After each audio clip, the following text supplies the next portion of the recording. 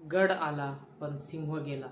ये कहावत महाराष्ट्र का हर एक इंसान बहुत ही इजीली समझ चुका होगा, क्योंकि ये कहावत जो कि महाराष्ट्र के हर एक इंसान के दिल में बसी हुई है।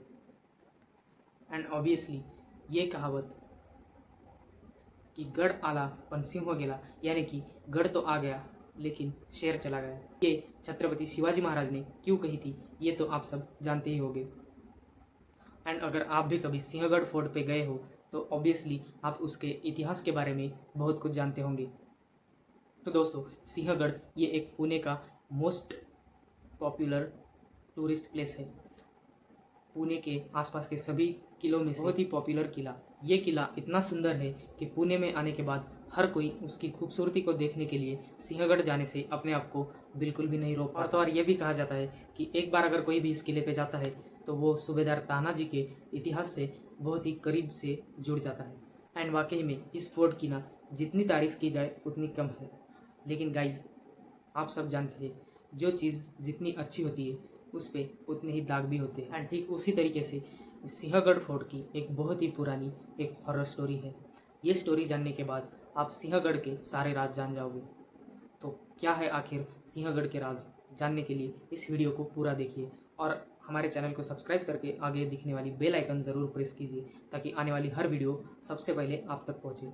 और ये वीडियो अगर आपको पसंद आती है तो वीडियो को लाइक करके अपने दोस्त या फैमिली के साथ शेयर करना बिल्कुल मत भूलिए। और कमेंट में ज़रूर बताइए कि ये वीडियो और इसका कौन सा पार्ट आपको सबसे अच्छा लगा, और आप में से कौन कौन सिंहगढ़ फोर्ट को विजिट कर चुका है। सो गाइज, कहा जाता है कि इस किले पे कुछ ऐसी आत्माएं, कुछ ऐसी काली शक्तियां रहती है जो कि यहाँ पे अगर कोई भी कुछ गलत चीज़ करने की सोचता है या फिर करता है तो उस इंसान के साथ इस तरह का व्यवहार करती है, हर हरकत चीख में बदल जाती है, उसकी वो चीखें इन्हीं दीवारों में कैद हो जाती है हमेशा। ये कहानी शुरू होती है ठंड के मौसम से। तो अभी ठंड का मौसम चल रहा था और पुणे में ही रहने वाले दो भाई जो कि नितिन और सुरेश जिनका नाम था, तो इनमें से सुरेश बड़ा था और नितिन छोटा था।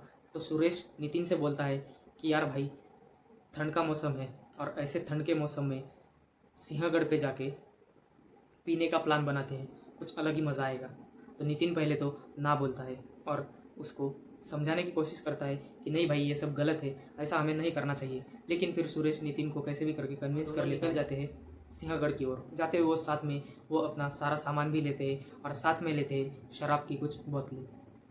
तो सुरेश बोलता है इस वक्त फोर्ट पे बहुत सारे टूरिस्ट होंगे, बहुत सारा रश होगा, तो हम शाम के वक्त फोर्ट पे जाते हैं ताकि वहाँ पे सारे लोग नीचे उतर चुके होंगे और वहाँ पे कोई नहीं होगा, सिर्फ हम दोनों ही। बोलता है ठीक है भाई, हम ऐसा ही करते हैं।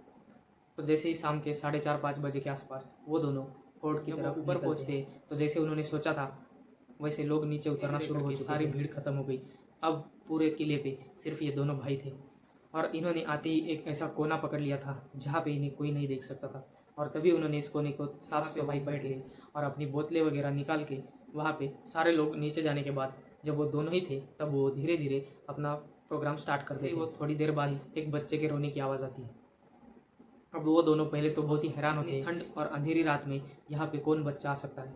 लेकिन फिर वो सोचते हैं कि हाँ, यहाँ पे दिन में कोई फैमिली घूमने आई होगी और शायद उनका बच्चा छूट गया होगा किले पे, और ऐसा हो भी सकता है, बिल्कुल 100% ऐसा होता है। तो वो सोचते हैं कि चलो यार, वो बच्चा बहुत ही रो रो के परेशान हो गया है और उसकी फैमिली भी उसे ढूंढते ढूंढते बहुत परेशान हो गई होगी और वो इसी तरफ आती होगी।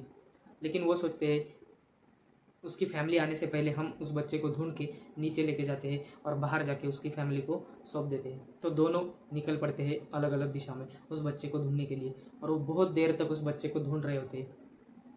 तो जो नितिन होता है उसको थोड़ी देर बाद वो बच्चा एक पत्थर पे बैठा हुआ मिलता है। तो उसके पास वो जाता है और उससे बोलता है कि रोना बंद करो और बिल्कुल भी घबराओ मत, मैं हूं ना यहाँ पे। लेकिन तुम्हें इस अंधेरी रात में इस वक्त ऐसे यहाँ पे नहीं होना चाहिए, तुम अपने घर चले जाओ, चलो मैं तुम्हें बाहर तक छोड़ देता हूँ। बहुत देर से वो अकेला ही उस बच्चे से बात कर रहा था, लेकिन वो बच्चा, अब रोना तो उसका रुक गया था लेकिन वो कुछ बात नहीं कर रहा था।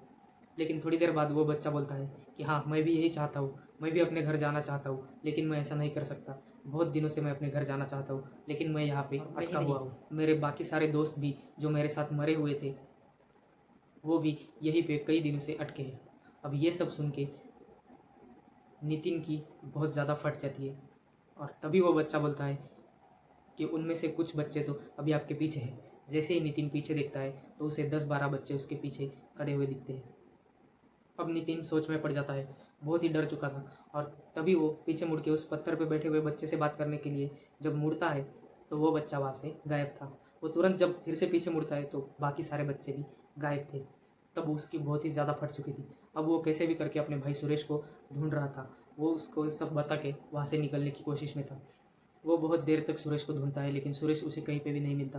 वो बहुत ज़ोर ज़ोर से चिल्ला चिल्ला के उसे आवाज़ें लगाता है लेकिन कोई रिस्पॉन्स नहीं आता। उसे ढूंढते ढूंढते वो उसी जगह पे जाता है जहाँ पे पहले वो लोग बैठे थे शराब पीने के लिए, उसी कोने में। उससे लगता है कि शायद सुरेश वहाँ पे जाके बैठा होगा लेकिन सुरेश वहाँ पे भी नहीं होता है। लेकिन तभी उसे वहाँ पे किसी के घसीटने के निशान दिखते हैं। तो पहले तो वो सोच में पड़ता है लेकिन फिर वो उस निशान का पीछा करते हुए आगे बढ़ता है। जैसे ही वो थोड़ा आगे जाता है उसे एक बहुत ही बड़ा सा कमरे जैसा दिखता है जहाँ पे सुरेश उसे पड़ा हुआ दिखता है बेहोशी की हालत में। वो जाता है और कैसे भी करके सुरेश को होश में लाता है। तभी सुरेश बोलता है, अच्छा हुआ भाई नितिन यार तुम आ गए, अगर तुम अभी थोड़ी देर नहीं आते तो ये लोग शायद मुझे मार डालते। सुरेश बताता है कि जब वो उस बच्चे को ढूंढ रहे थे तब थोड़ी देर बाद सुरेश और नितिन दोनों अलग अलग हो चुके थे। तो सुरेश को नितिन मिल नहीं रहा था। फिर उसने उसे बहुत ढूंढा और जाके वो उसी जगह पे बैठ गया ताकि उसे लगा कि वो भी उस जगह पे आएगा या फिर आया होगा। लेकिन वो बोलता है जैसे ही वो बैठा थोड़ी देर बाद उसके पीछे से किसी ने उसके सर में बहुत तेज़ हमला किया और आगे से किसी इंसान ने उसे ज़मीन पर पटक दिया। फिर वो दोनों उसे घसीटते हुए इस जगह पर लेके आए और वहाँ पे आने के बाद 7-8 लोग उसे बहुत ही बेरहमी से पीट रहे थे और बोल रहे थे कि इस किले को जीतने के लिए हमने हमने अपना खून बहाया, इतनी सारी लड़ाइयाँ की और तुम इस जगह पे आके ऐसे गलत काम करते हो, हम तुम्हें बिल्कुल नहीं छोड़ेंगे। यहाँ पे आके कोई भी अगर ऐसा कोई गलत काम करेगा तो हम उसे बिल्कुल नहीं छोड़ेंगे।